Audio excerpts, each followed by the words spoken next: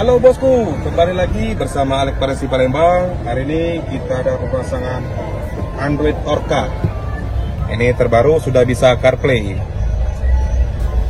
Kali ini kita pasangnya di Toyota Innova. Nah ini untuk fiturnya udah bisa YouTube yang pasti ya. Fiturnya sama seperti dengan Android lainnya. Kelebihan dari Orca dan fitur lainnya, Android Orca ini udah dilengkapi dengan voice command. Ini bakal kita tes. Buka musik. Wih, keren kan?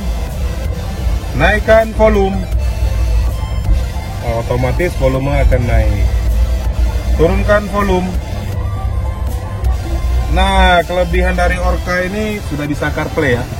Mau tahu cara koneksinya? Nonton video berikutnya. Bosku, nah jadi ini kita udah selesai pemasangan head unit Orca yang seri terbaru yang udah dilengkapi sama Apple CarPlay. Nah ini bakalan kita konekin sama Apple-nya.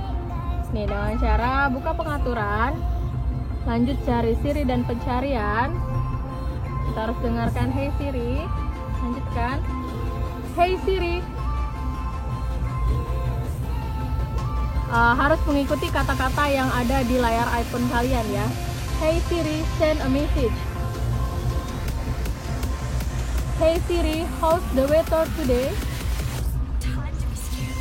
Hey Siri, set a timer for 3 minutes.